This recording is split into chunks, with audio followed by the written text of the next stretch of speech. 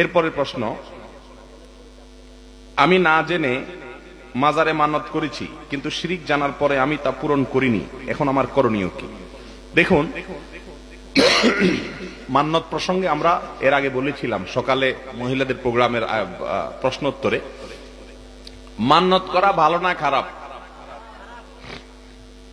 খারাপ বলা যাবে না, কারণ নিষেধ না তো মান্নত করা হাদিসে। তবে মান্নত করা খুব বেশি ভালো না। মান্নত করা মানে হলো আল্লাহ আমার অমুক কাজটা হলে আমি এটা করে দিব, এই না? যে আল্লাহ আমার ছেলেটা যদি জিপিএ 5 পায়, আল্লাহ যদি আমার ছেলেটা বিদেশে আছে, বিপদে আছে, দূর হয়, তাহলে আমি একটা ছাগল দান করব। এটা হলো মান্নত। এখন গরুও মান্নত করে, আচ্ছা ভালো কথা। এই দান না করে সরাসরি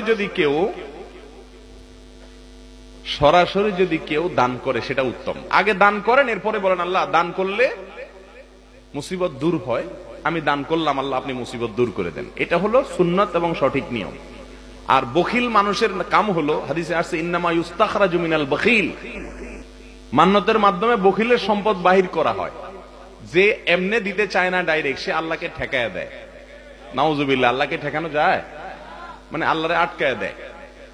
আসলে তো আটকান জানা, সে মনে করে আল্লাহর আটকায় দেয়, বলে যে আল্লাহ আগে তুমি এই কাজটা করায় দাও, তারপরে আমি গরুটা দিব। তার মানে আগে তুমি দাও, তারপরে আমি দিব। এই জিনিসটা কি সুন্দর হয়? না। এই জন্য দিতে চাইলে ডাইরেক্ট দিবেন। যাই হোক, তারপরে যদি কেউ মান্নত করতে চায় সেটা নিষেধ না। মান্নত করতে চাইলে সেটা কি না? নিষেধ না। তবে মান্নত মাজারে চলবে না। মান্নত মাজারে মান্নতের টাকা কে খায়? ভণ্ডরা খায়। সন্দেহ আছে কোন? মাজার ব্যবসায়ীরা খায়। সন্দেহ আছে কোন? মাজারে যিনি সাহিত্য আছেন, তিনি যদি আল্লাহর কোন নেককার বান্দা হন, তো ওই টাকা কি উনি খায়? ওনার কোন উপকারে আসে? যেসব মানুষ আপনার এলাকাতে না খায় আছে, আপনি তাদেরকে দিবেন।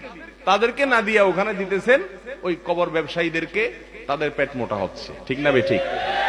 এরকম ভুল মান্নত করা যাবে না। যদি কেউ করে থাকেন, এই মান্নত ভঙ্গ করা জরুরি। মান আরাদা আন ইয়াহলিফা আন ইয়াসি আল্লাহ ফালা ইয়াসিল্লাহ আও ফালা ইয়াসিহি আও মান হালাফা আও নাযারা আন ইয়াসিয়াহু ফালা ইয়াসিহি।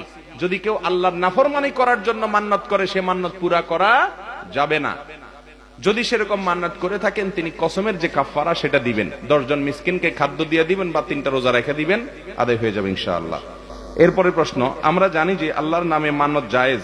সে মানত করার পর ভুলে গেলে তার কি করণীয়, অথবা সে আদায় করেছে কিনা সঠিকভাবে বলতে পারে না, এই মুহূর্তে তার করণীয় কি? সন্দেহ থাকলে মান্নতটা পুরা করে দিবে যদি সঠিক মান্নত হয়। সঠিক মান্নত কি? ইসলামী শরীয়তে যে জায়গাগুলোতে দান করার নির্দেশ আছে সেগুলোতে কি করলো? দান করলো। দান ছাড়াও মান্নত হয়। কেউ মান্নত করলো আমি ইতিকাফ করবো, এটাও মান্নত হয়। কে মান্নত করলো আমি নফল নামাজ পড়বো, এটাও কি হয়? মান্নত হয়। কেউ মান্নত করলো আমি উমরা করব, হজ করব ফরজটার পরে, এটাও কি হবে? মান্নত হবে। কারণ এই কাজগুলো শরীয়ত সিদ্ধ। শরীয়ত সিদ্ধ, শরীয়ত অনুমোদিত কাজগুলোর মান্নত করা যায়।